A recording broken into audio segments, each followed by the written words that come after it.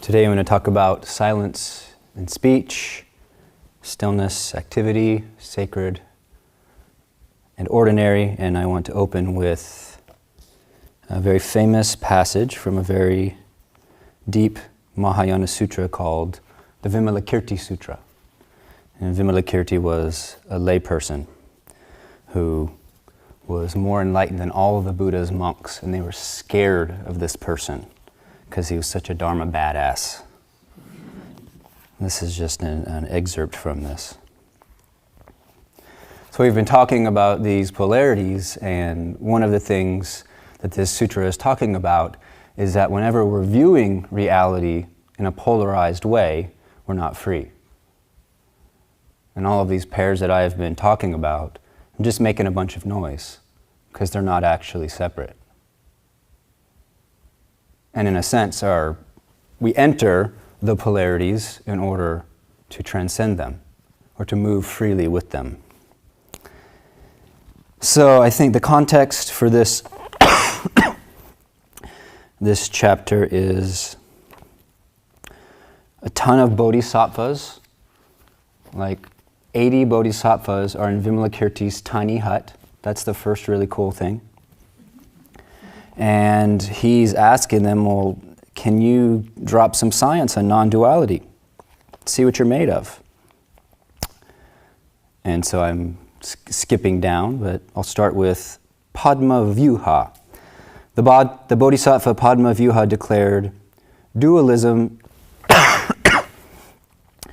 is produced from obsession with self, but true understanding of self does not result in dualism. Who thus abides in non-duality is without ideation, and that absence of ideation is the entrance into non-duality. The Bodhisattva Sri Garbha declared, duality is constituted by perceptual manifestation. Perception is that function of the mind that basically puts a wedge between the object of sense, that which senses, and that which is sensed. It's a very basic gesture of separation that habitual mind does that we're learning to let go of. We're learning to notice that mind does that. We're learning to let go of it. So Sri Garbha says, duality is constituted by perceptual manifestation. Non-duality is objectlessness. Therefore, non-grasping and non-rejection is the entrance into non-duality. The Bodhisattva Khandrotara declared, darkness and light are dualistic, but the absence of both darkness and light is non-duality. In Buddhist teaching, and especially in Zen, darkness doesn't mean negative emotions or the devil or like when you're in a bad mood. And light doesn't mean God and everything holy. Darkness and light are dualistic, but the absence of both darkness and light is non-duality. Why? At the time of absorption in cessation, let's call it deep, deep Samadhi, at the time of absorption in cessation, there is neither darkness nor light, and likewise with the nature of all things. The entrance into this equanimity is the entrance into non-duality. And you can imagine Vimalakirti right now in that kind of old b-boy thing, like, think 80s hip-hop. The Bodhisattva Ratna Mudra Hasta declared, it is dualistic to detest the world and to rejoice in liberation. And neither detesting the world nor rejoicing in liberation is non-duality. So it's dualistic to be like, oh, there's this holy practice I do in my robes on the mountain, and everyone that's living in Portland is a bunch of idiots who don't get what life's about. That's basically what he's trying to cut through. It's dualistic to detest the world and to rejoice in liberation, and neither detesting the world nor rejoicing in liberation is non-duality. Why? Liberation can be found where there is bondage, but where there is ultimately no bondage, where is there need for liberation? The practitioner who is neither bound nor liberated does not experience any like or any dislike, and thus enters non-duality. The Bodhisattva Manikuttaraja declared, it is dualistic to speak of good paths and bad paths. Ooh, don't people love to do that? When I hear a teacher criticize other teachers, I turn the other way. That's my practice. It is dualistic to speak of good paths and bad paths.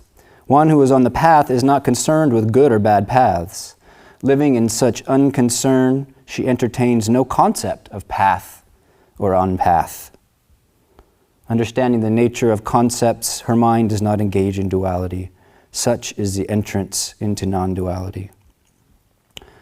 The Bodhisattva Satyarata declared, it is dualistic to speak of true and false. When one sees truly, one doesn't even see truth.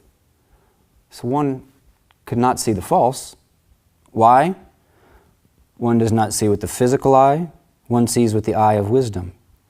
And with the eye of wisdom, one sees only insofar as there is neither sight nor non-sight. There, where there is neither seeing nor not seeing, is the entrance into non-duality. When the Bodhisattvas had given their explanations, they all addressed the Crown Prince Manjushri. Manjushri is the image that we bow to as we enter. That's the Bodhisattva of wisdom. And traditionally, in a Zen meditation hall, there is no Buddha image, because that's you, being the Buddha. And we walk in and we bow to Manjushri. So Manjushri is here. And he's a little bit worried about Vimalakirti. He's going to get shored up. So Vimalakirti said, oh no, all the Bodhisattvas asked Manjushri, like he's the leader of them. Manjushri, what would you say? What is the Bodhisattva's entrance into non-duality?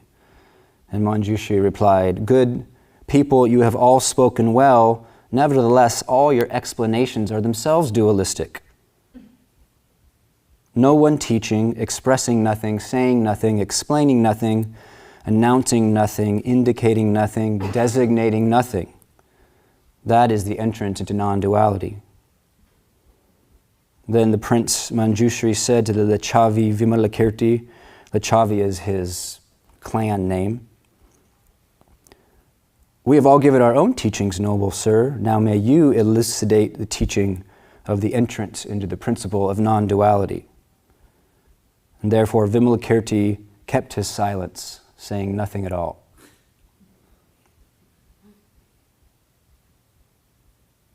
We have to know what this means. And why he kept his silence. It's the same exact reason that for this whole week, hopefully, you have kept your silence. The Crown Prince Manjushri applauded Vimalakirti, saying, excellent, excellent, noble sir. This is indeed the entrance into the non-duality of the Bodhisattvas. Here there is no use for syllables, sounds, and ideas. When these teachings had been declared, the 5,000 Bodhisattvas, there were a lot of them in that hut, entered the door of the Dharma of non-duality and attained tolerance of the birthlessness of things. That's a stage of realization in the Mahayana expression. Tolerance that nothing ever actually happens.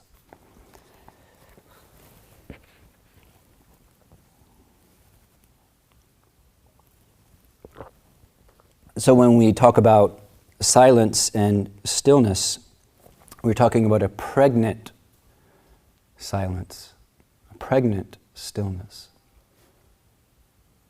If we could have been there, or if we arrive in that scene with Vimalakirti, we would feel the vibrancy of that not saying.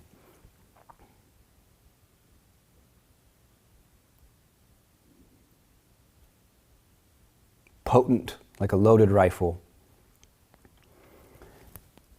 So in practice, which uses words which are always wrong, which we have very little other options, to mistake the invitation to silence or stillness as a deadening imposition on yourself is deadening.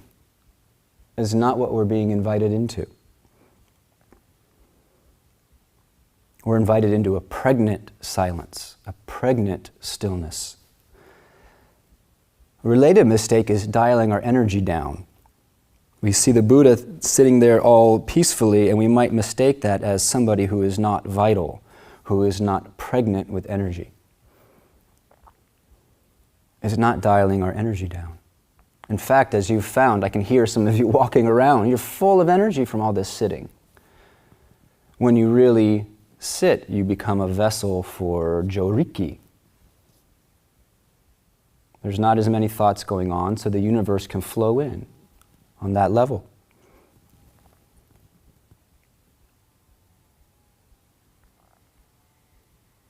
So we're not hiding in silence, we're not clinging to silence. If we hide in it or we cling to it, it's not actually silence. It's become an idea of silence. Because silence is not a thing.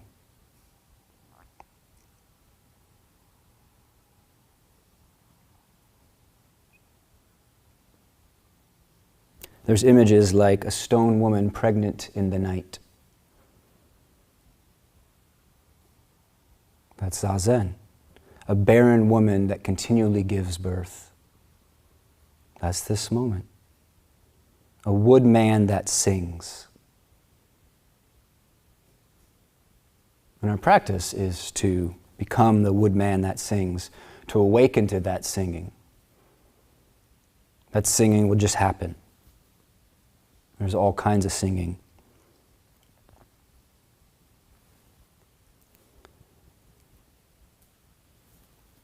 On a relative level, silence is spiritually beneficial.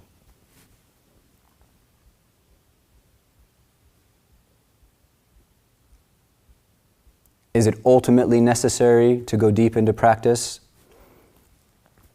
This would be a real conundrum if it weren't the case that silence were ultimately everywhere.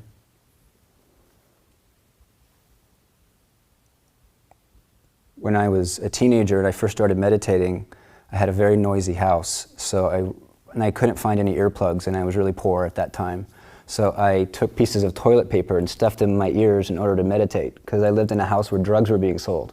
So there's always someone new coming to the door and dogs barking, and then I did that, and then I'm a klutzy person, and still klutzy, and I pushed the paper into my ear, and I had to go to the doctor so they could use a turkey baster to get it out.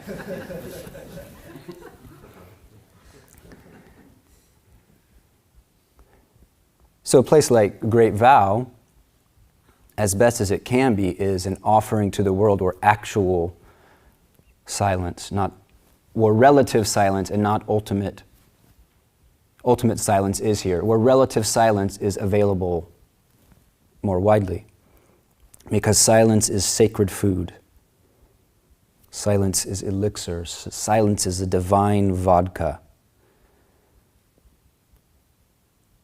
It's not dead. It's not merely the absence of sound.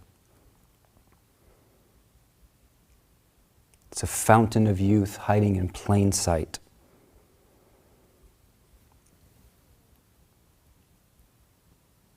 There's a lot of concern about, historically in the tradition, about people becoming attached to samadhi or stillness. And I think in our current day and age, anybody who gets attached to samadhi or stillness, I would just bow to them. May we get attached to samadhi and stillness. It will take care of itself, because the stone woman will give birth.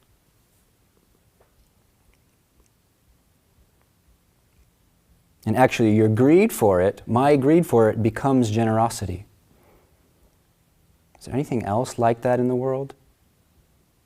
Your greed for stillness will become generosity. The need for it becomes the need to give it away. But you can't actually give it away.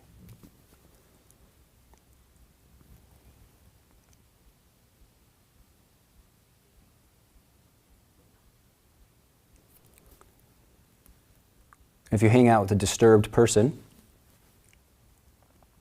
yourself, and you go out and you look, you'll know that when you're disturbed, everything is irritating. Everything is disturbed.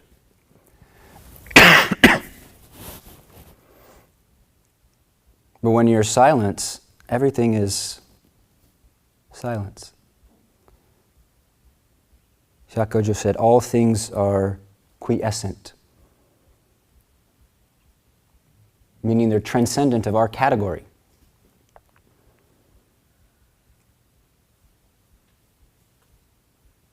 Our opinions are like snowflakes on a furnace of silence.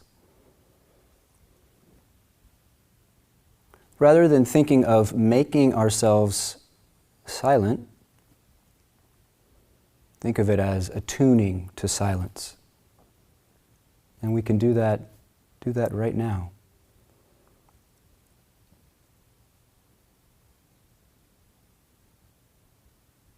Attune to the silence.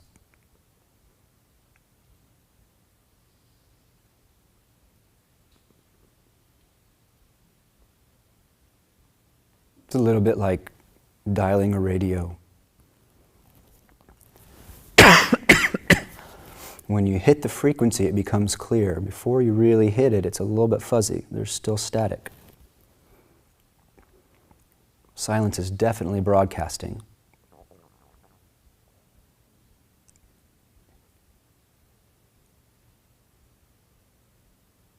And from there, experience your body as that silence.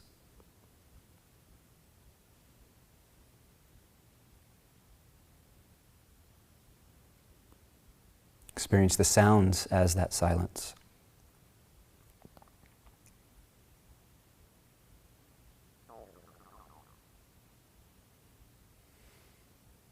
Experience your thoughts as that silence.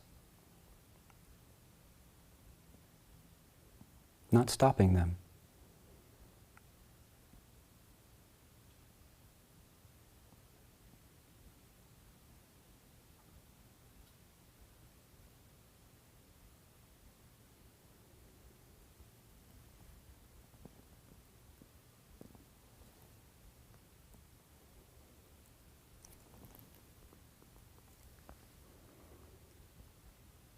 What Bodhisattva practice is told to us, but actually when we live our day-to-day lives, it's an open question. It's something to be lived into. One aspect of that can be being a vessel of this silence. And whether that's carrying the gift of non-reactivity, of isness, into situations. When my grandmother was dying, and I was still in training here, and I went to visit, as you might have encountered with sick people, if agitated people that they love even are around, often they would rather not be around the agitated people. I think it's similar to why cats and dogs want to go die underneath buildings away from humans, because we're agitated and agitating, generally. But you might encounter a sick person who really doesn't want to be susceptible to our disturbance. It makes them uncomfortable.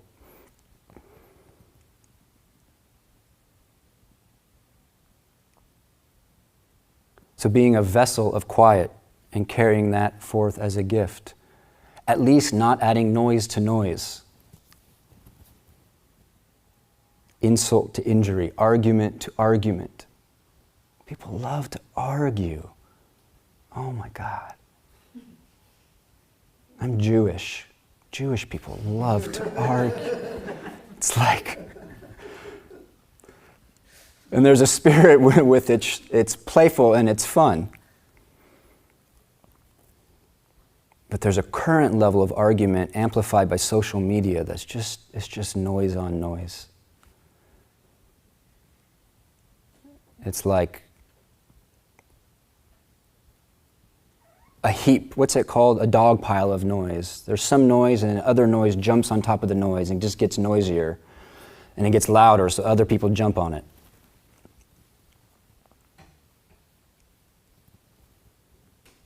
True silence is no fixed position. It's not going into the courtroom.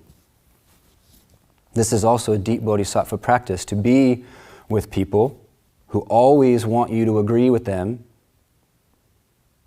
and not go into the courtroom. How do you do that? You're at ease in not having a position. Now, if you make that into a position, you do have one. And so if we have to go back into the courtroom, our arguments can be arising from and dissolving back into silence. It's very different, and you'll meet lots of opinionated Dharma teachers if you stick around this scene for long enough. But it's very different if someone is opinionated and it's rising out of silence than opinions that are just rising out of opinions. That's noise. Someone without any opinions ever is kind of like a ghost. And someone whose opinions rise out of silence and they let them fall back into silence, that's a nice person to have a conversation with. It's like wrinkles in a piece of silk, formed and then smoothed out. And that's how we work with our minds. Again, silence is not some stasis. It's letting the silk wrinkle and then letting it smooth out.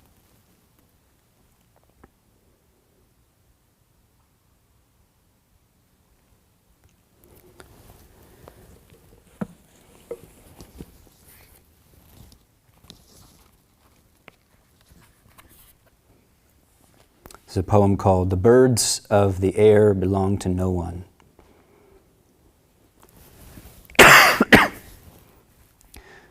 Between silence and dawn, I built a bedroom. Between silence and dawn, I built a bedroom whose window looks out upon all existence. Seeing without being. Silence becomes knowing. And everything seen in this way is loved, is one's own. Appearance is a conference of birds flown down from above. Bright, tumbling, starling murmuration of knowing into loving, swooping about your head. In Vajrayana, instead of saying form is emptiness, they say appearance is emptiness. Because all we ever have is moments of experience. We just have things that appeared. Just like if you look up, the ceiling appears. If you look at your hand, it appears. Appearance. They mean everything when we don't have this fixed notion, this basic Aristotelian notion that there's this solid lump of reality out there. Appearance is a conference of birds.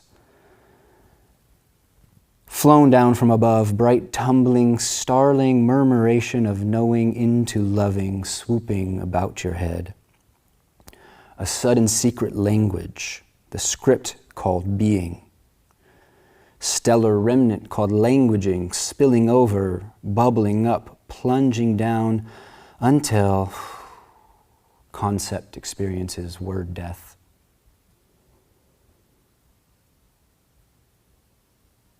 If there's wisdom and beauty, it comes from forsaking small talk, disowning the banter of ghosts.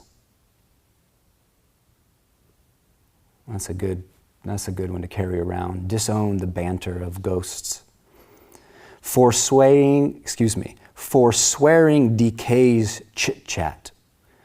You and I both know gossip is always of the dead. Tired words, exhausted, worn out, angry words, spreading fatigue like plague bites of infected fleas consume the soul. Nullify the heart. Let your mouth, fingertips, eyes be the full moon's luminous speech.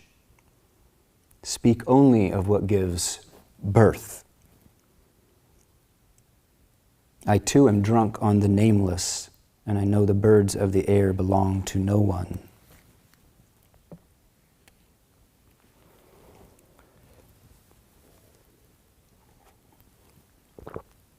There's a concept in Jewish mysticism understood in different levels of Tikkun. And Tikkun means to repair the world. The world is fractured, pretty easy to see nowadays, always been the case. The world is fractured, and God can't actually fix that. It's up to us. The divine needs us to repair, to bring back together, to resume the unity of the world. And so human beings' job is tikkun, it's sacred responsibility, it's completing the universe. We have to do it. For each of us, we're actually the center of experience.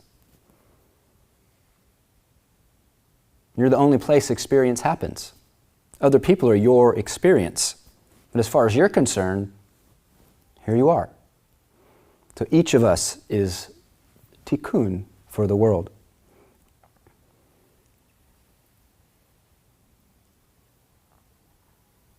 And so check out what happens when you begin to carry a mind that is a quiet sky.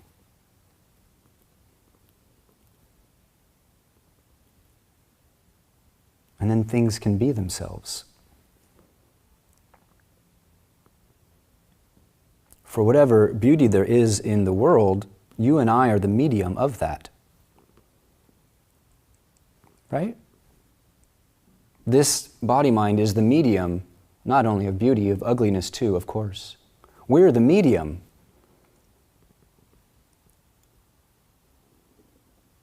A pretty crummy, a pretty murky picture gets painted on a canvas that's full of noise. We're not just doing this because we don't like our thoughts and we want to cope better and whatever the kind of worldly motivation for practice is. The universe needs it. There almost isn't a universe until we do this. There's just tubes looking at the corner of the sky. This is wild. From the perspective of training, not of what the adepts say realization is, from the perspective of training, laboring in non-ultimate dharmas is of ultimate value. So say what you will, and people do, about samadhi and quiet mind, but those who know its value firsthand know its value, and those who don't, don't.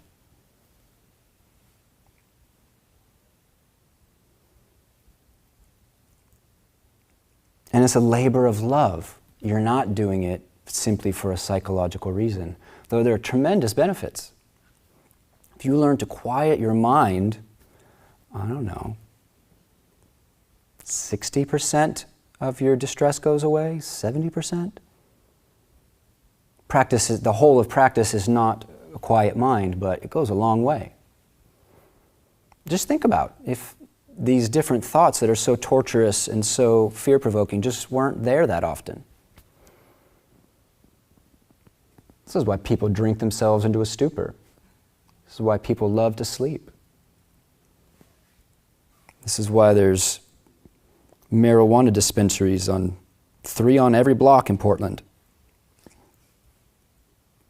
Of course, it doesn't fully work.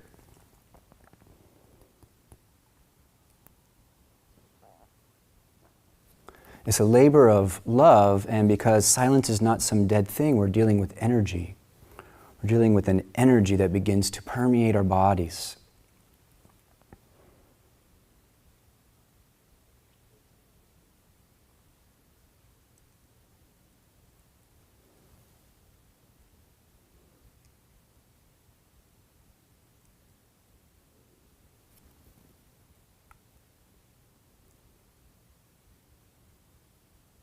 And silence is not manufactured. It's an absent presence always. It's an absence presence always.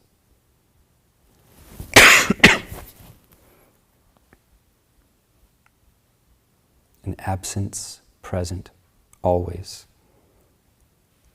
It's not in here, I'm going to make it Because out there is noisy.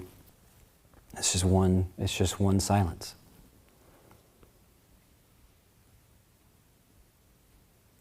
It's more like silence is a lamp that just shines wherever you are. And if there's room enough, it will fill you.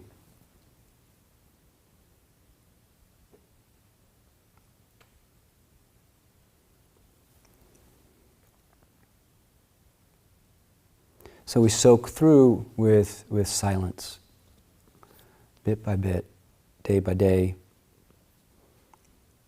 And because of that, and because it's not something we're trying to carry around in a precious container, and I can talk about this because I tried to do that, go hide after session so I can protect my silent container. I would go under the covers so nobody would want to socialize with me. We're not carrying around a precious container of silence. We live in the precious container of silence. We just need to break open.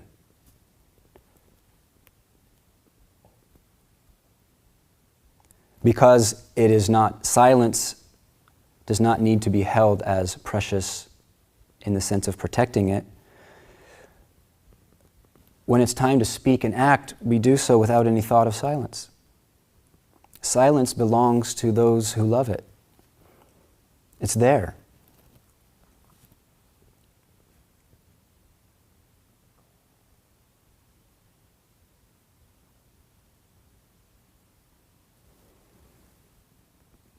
It's got our back. It's not the opposite of something.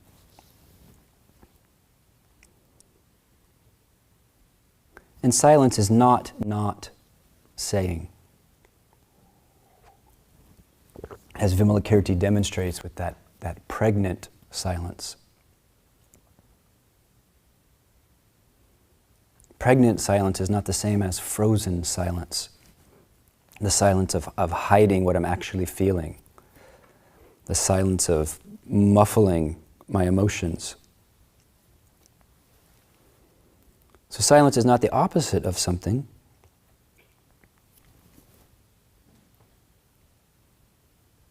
We could say everything is speech. Everything is speech. Everything is expression or embodiment. And there are many kinds of speech and many kinds of expression. Where speech comes from is a matter of our practice depth, our experience. Right? Our opinions can rise out of a well of depth, or they can arise off just the previous opinion. There's karma's speech. In this sense, I mean habituation. Many of us, probably all of us, we have routines in our day, and some of it we feel pretty good about. We enjoy the activities.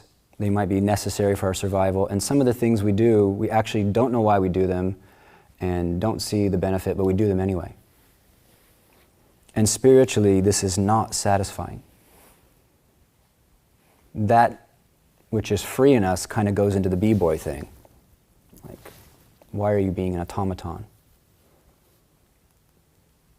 Because our nature is freedom, to be an automaton is deeply but subtly irritating. It doesn't feel good. That's karma's speech. We have to restrain karma's speech, or it just keeps on speaking. Keeps on speaking until we can't anymore. It can be helpful to think of the mind as a community, as the various karmas as a community. There's part of me that rather than sit with my irritation after work and just relax, goes right for the phone. Okay, now I have some space already. I know that there's part of me that wants to do that. That's not me. It's just part of me.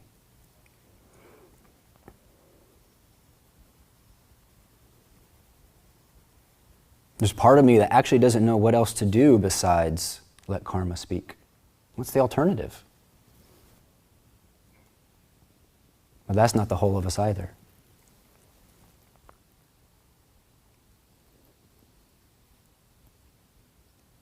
There's rootless speech.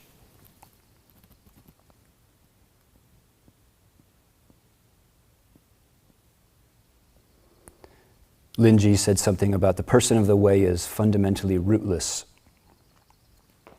Sometimes you're present and you spontaneously respond and something meets the moment. You just respond.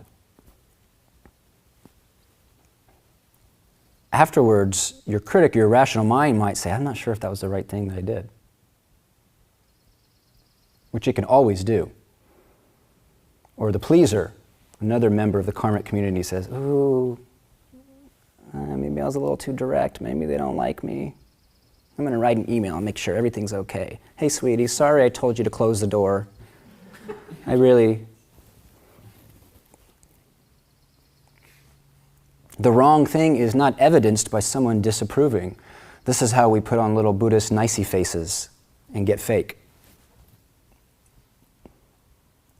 There will always be someone disapproving. Always. If not in you and someone else, someone's disapproving of something that you're doing. You know when you're in the critic and like, you just like, oh, they don't even walk right in the Zendo. You don't even breathe right. You don't even know how to fucking breathe. It's so petty. It's so petty. If we're more compassionate, we'll say that part of us is so distressed. It's so brittle. It's so dried up.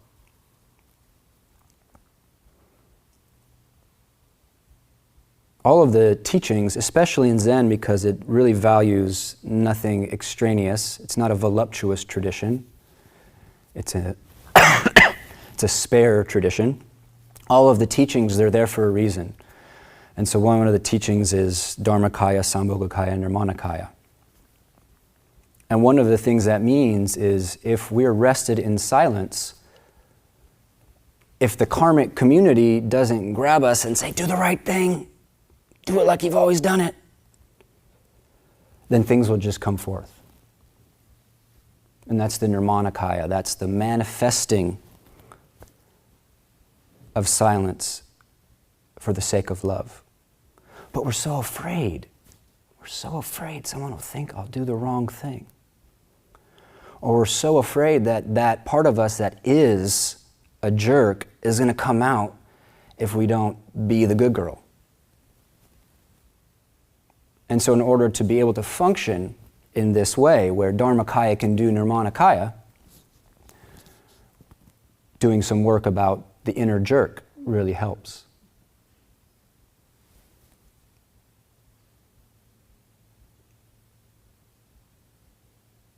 So non-anxiety, rooted in silence, trusting in speech that rises from that root. If you've been judging somebody, or if you feel you're above somebody or below somebody, you can't actually trust what comes spontaneously out of your mouth. It's just karma. It's not spontaneity. But we all have that where we're present, life comes towards us, and we respond, and it's actually just perfect. But then right after it, we go, I don't know, was that good? A little out of character. Wait, aren't I supposed to be worried? Everyone else is worried around me. And that's the thing about consensus reality. Everyone else around you is anxious and worried and criticizing and gossiping, so if you're not, you're kind of like, is this okay?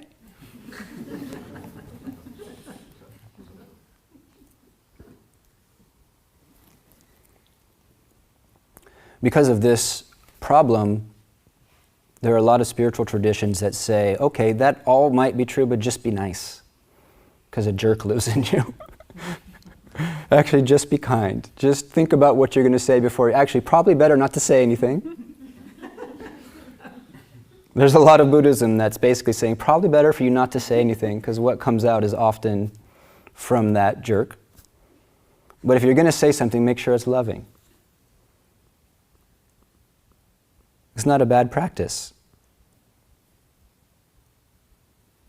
Because the silent root is not connected to our aggression or our competition. Rootlessness is not, that's what it means. It's not rooted in that. But our karmic body is. So the practice of loving speech is like WD-40 for the window of silence. Because even if it is a practice and action, a karma of being loving, the wake of loving speech is soothing. Feels good when we do it, feels good when we receive it.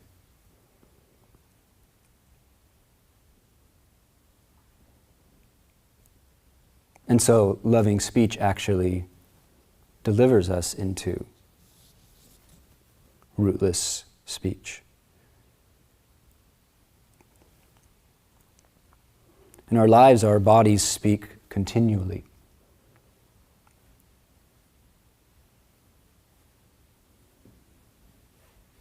I don't know that every little sensation we have is some thing of deep import.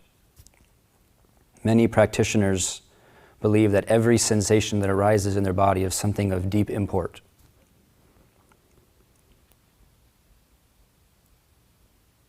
It's really scary to have a body because it's dark to you. And especially if there's something weird going on, it reminds us that we're still afraid of death.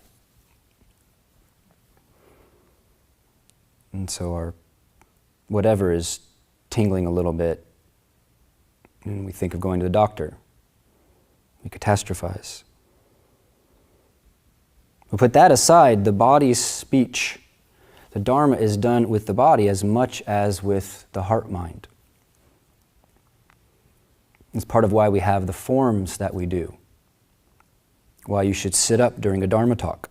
Your body is speaking. Body speaks heart, and the heart is spoken to by the body. So how you carry your body is your heart. Heart, body, and mind are a continuum. They're one piece of fabric. So our body is speaking, and we speak with our body. What do we want to speak?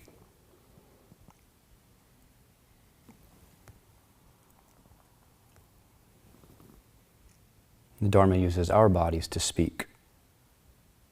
Aging and sickness, open or closed.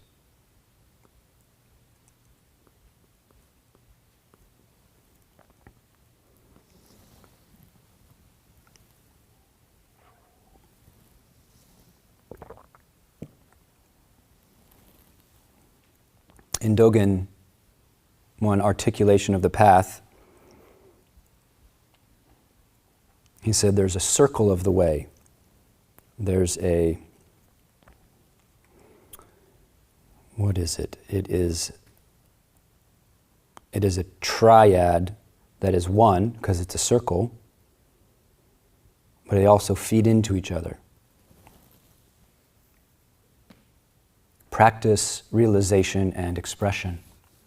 Yes, to sit zazen wholeheartedly, even for a moment, expresses a kind of wisdom.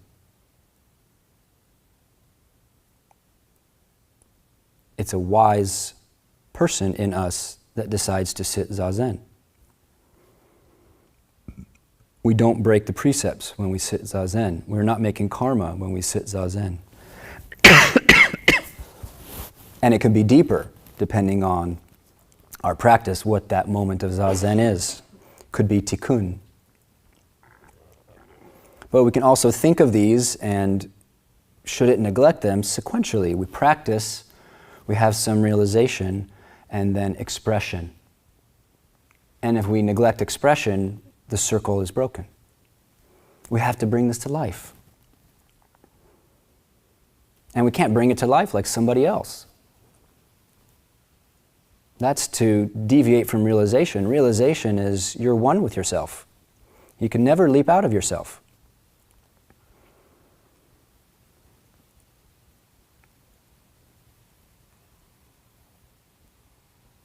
So expression. We bring forth the Dharma in a way that is entirely ours. It's a little bit like jazz. You study the standards and then you have to riff on them. Or like hip-hop. Or like painting.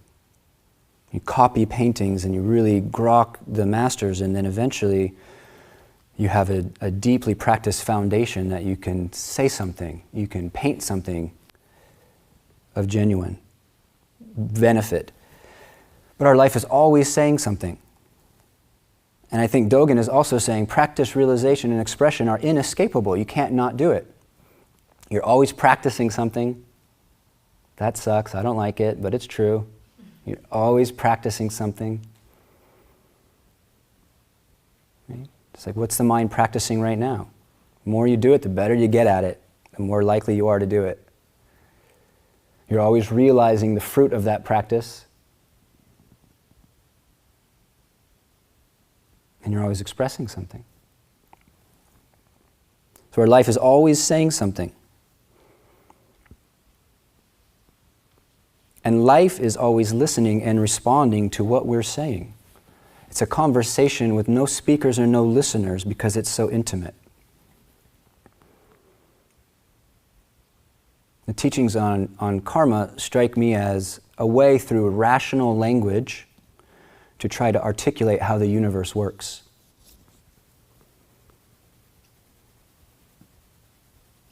The intimate conversation that is universe.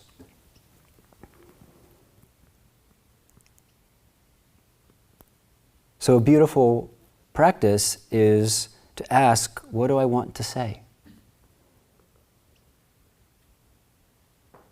Viktor Frankl, who studied people who flourished, or at least had deep, tender equanimity in the concentration camps, said that the last of man's freedom that cannot be taken away is the ability to choose one's response to circumstance.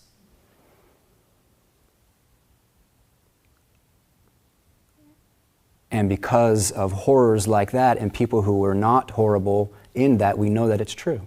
We have evidence of that being the case. What do we want to say?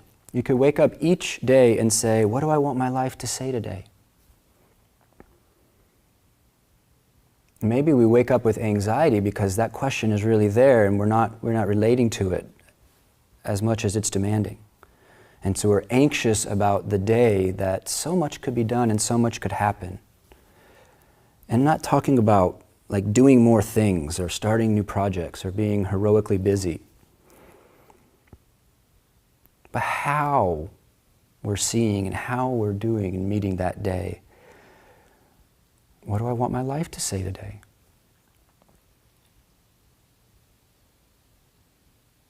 This is just the other side of the koan where the master, I forget his name. Let's just say his name was Bob. Master says, Bob? And he answers himself and says, yes. And he says, Bob, do not be deceived by others. And Bob says, no, I won't. What do I want my life to say today? It's terribly beautiful, the responsibility of a human life. Because I believe we deeply intuit it can all be made into gold. It is all gold, but I mostly see dog shit. And that's on me.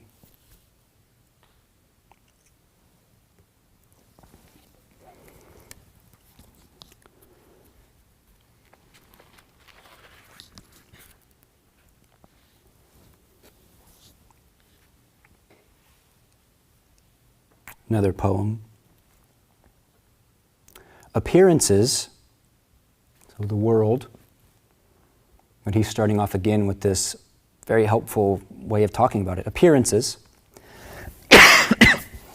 Appearances are not a place to find love, for you are love. The eye cannot see itself seeing. Seeing's evidence is in the sight. Love's evidence is found in the act of loving, not the search to be loved. Appearances are a place to let loose the songbird of gratitude. Sometimes we feel alone, unloved, undernourished. Sometimes we become the willing slave of resentment, that errand boy of self-pity. Sometimes we imagine we are unheard, unseen, unloved. But there is a love whose ears are made from the cells of each living body. A love whose million eyes are hidden in pine needle brushed by wind, the scurrying feet of little brown mice, bramble thicket thorns, the glint of light on a metal sink. That love is all ear, all eye, seeing and knowing, even the innermost intimate part of you. And love does respond, but we do not hear. Love whispers, growls, exclaims, speaks in 1,000 languages of genuine and gentle innuendo. What is it that blocks out our understanding? It is that subtle urge to deny, that backward sort of arrogance, which would rather be first in hell than second in heaven. With love, we are happy, but we are never first. With love, we become a son of joy, but we come to this through service. Hell is made from the topsy-turvy economy of miserliness's greed for more. Heaven is made from an economy of infinitude where what is given multiplies 100-fold. Sometimes we find ourselves feeling unwanted, unloved, undernourished, and hell whispers, "Take another me day." But only pain comes from loving corpses. Corpses, yes. Demand, grasping the ceaseless want of the word more. These make corpse meat from appearances. The begging bowl of desire is never filled, for it empties itself out even as gold is poured in. In that moment, poverty, give. Share yourself. Pour out riches if you believe yourself empty. You will discover yourself rich. Emptiness pours out everything and everything. Emptiness is the always overflowing treasure chest of love. We can submit to the instructions of love. Submission is the secret of knowledge. Knowledge says, love's only instruction is love. Ask for the key to the kingdom and it is never withheld. The words to that request are formed from the action of loving, not the demand to be loved. No one has ever asked who did not discover their heart to be a bottomless well of this love.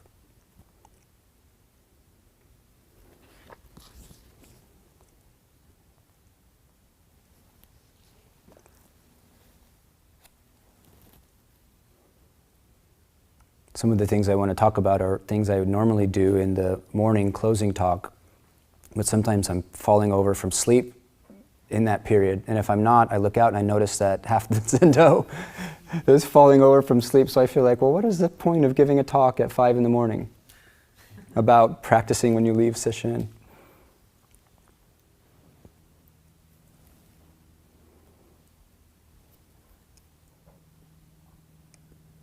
It's good to touch into the sacredness of silence, of formal practice, embodying by the place we set up to do it, by the attitude we bring to it, by the devotion and constancy, embodying, coaxing in, inviting the sacred. One of my teachers says, anybody who says they can't find an hour a day to practice needs to rework their lives.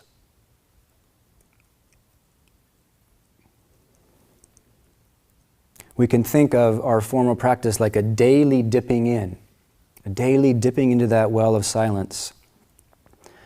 And then there's an afterglow through the day. And the deeper that dipping,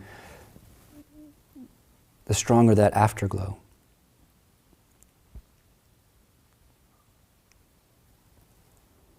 The Sufis would talk about spiritual life as the divine flirting and kissing you and receding, being a kind of playful romance. The light, the juice of practice kisses us and then it hides. Not because we're doing it wrong, it's part of the rhythm. There may be some beings for whom there's nothing but that. And we may have the deep fortune to meet somebody like that someday. But on the path, this flaw is a deep rhythm and not a problem. And if we say no to the practice, if we withdraw our devotion when it's not kissing us the way we want it to, well, what is that? There's a lot said about everyday life practice.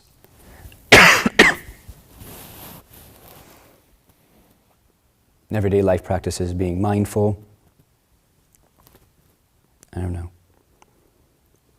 I think it's more valuable to think of everyday practice as the attitude that we bring. If we engage what we're doing with the energy that this matters, then it matters. If our attitude is that this actually doesn't matter, the elements of my life, then attention barely alights. We barely meet what's in front of us. You know, it's like when you're at a party and like the sexy person is over there and the person you didn't really want to talk to comes up and engages you and you're like, oh, I can't wait till this is over. Yeah.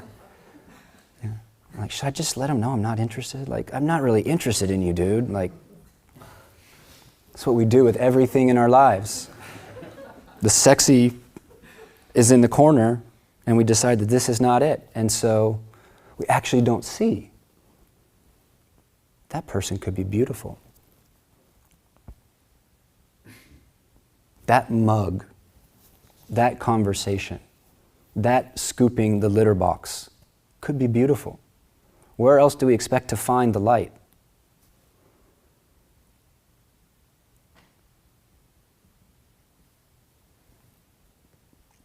And stretching that outlook wider and wider is at least my practice. Can I find it here at the convalescent home? Can I find it in traffic? Can I find it on the toilet?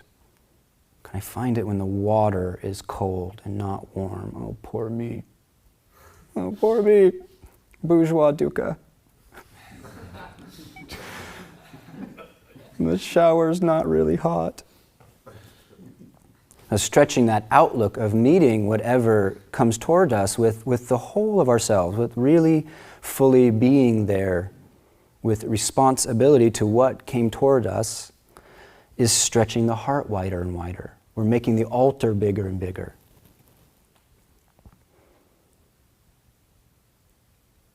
People love to say everything is practice so that they can do whatever, go snort cocaine or whatever their version of the thing that be good to rationalize. Everything is practice. But then when it comes to the cat shit, where's that state of mind? We have to start with the litter box. We have to start with the traffic jam. Then maybe edgier things are even worth considering trying to engage as practice. Before that, it's just a bunch of talk.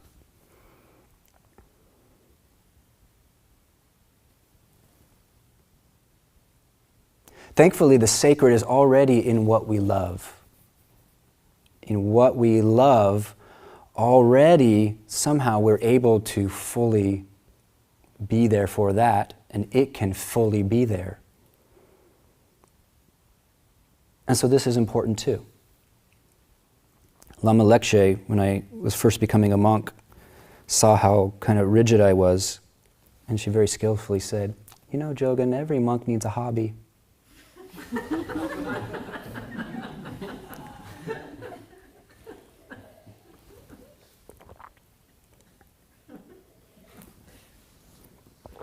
And she was right. While we're stretching the capacity for our energy to make things beautiful, engage with what is already beautiful. See what that does to you. Notice the state of mind that's coaxed forth, whether it's your lover, your bicycle, your cup of coffee, whatever it is.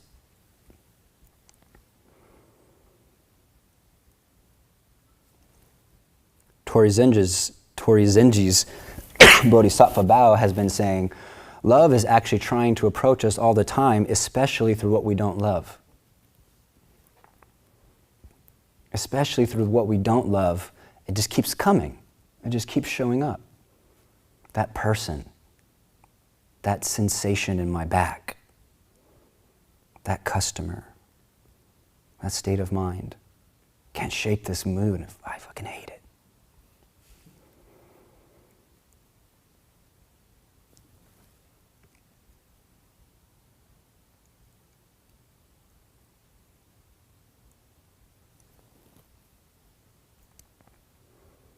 I think of carrying forward practice, even in a place like this. People who don't live here have the fantasy that they've lived here, their practice would go from C- to A+. But it's not necessarily the case. You could get more complacent. You're just kind of going through the rhythm and you're saying all this Zen-y stuff and you're sitting on these cushions and you think, wow, something good must be happening. I'm just hanging around spiritual people. Kind of osmosis.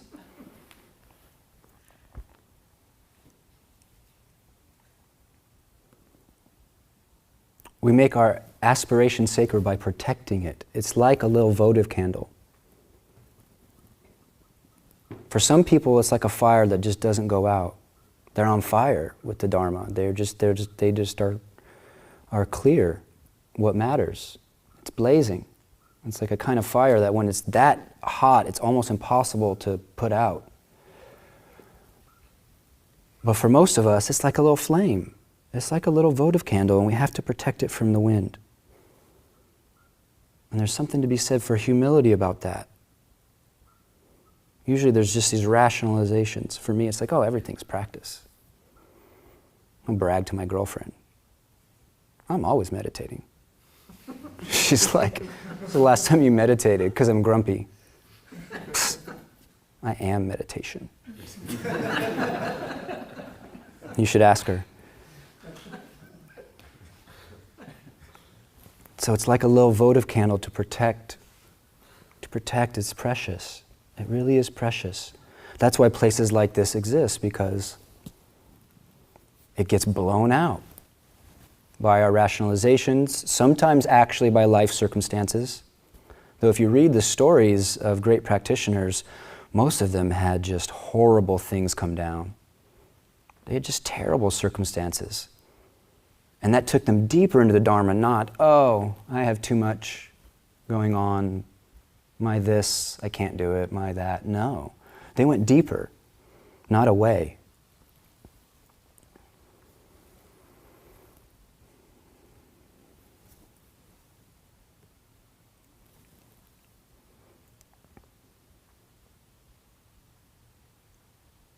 Practice secretly like a fool, like an idiot.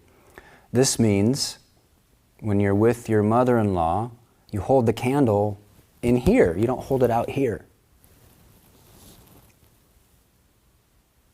There's a time for forgetting the sacred. You're just living life. A contemporary Japanese Zen Roshi would tell the lay people after Sesshin, forget about Zen when you go home, just wholeheartedly live your life. Live your life with full engagement.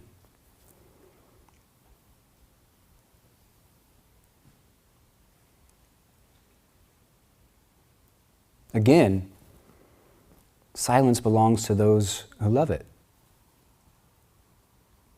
It's on our side, if we're engaged in that love affair.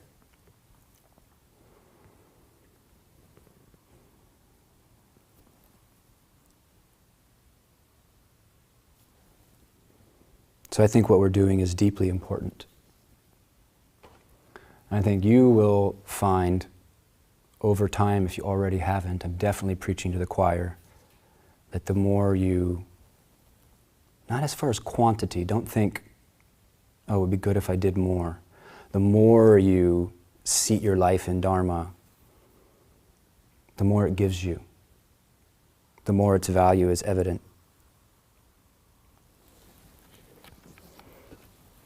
We'll let Rumi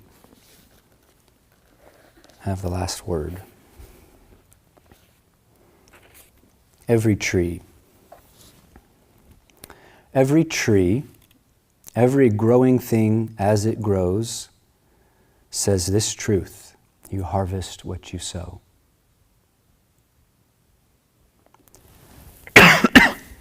You harvest what you sow.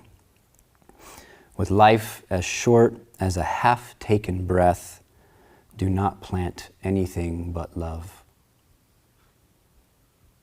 And Rumi, a lot of it, if you read about him as a being, these poems were kind of like admonitions to himself that he'd write down and tack on his mirror. With life as short as a half-taken breath, do not plant anything but love. The value of a human being can be measured by what he or she most deeply wants. And that can be easily misunderstood by the externalizing mind. Oh yeah, those other people, they just want sex. It's not what he's saying. The value of a human being can be measured by what he or she most deeply wants. What is it we all deeply want? We all deeply want that. Be free of possessing things. Sit at an empty table. Be pleased with water, the taste of being home. People travel the world looking for the friend, but that one is always at home. Jesus moves quickly to Mary. A donkey stops to smell the urine of another donkey. There are simple reasons for what happens. You will not stay clear if you sit for long with the one who pours the wine. You can make a whole book of Sufi koans. You will not stay clear if you sit for long with the one who pours the wine. Someone with a cup of honey in his hand rarely has a sour face. If someone says a eulogy, there must be a funeral nearby.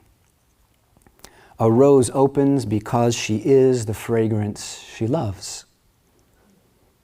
A rose opens because she is the fragrance she loves.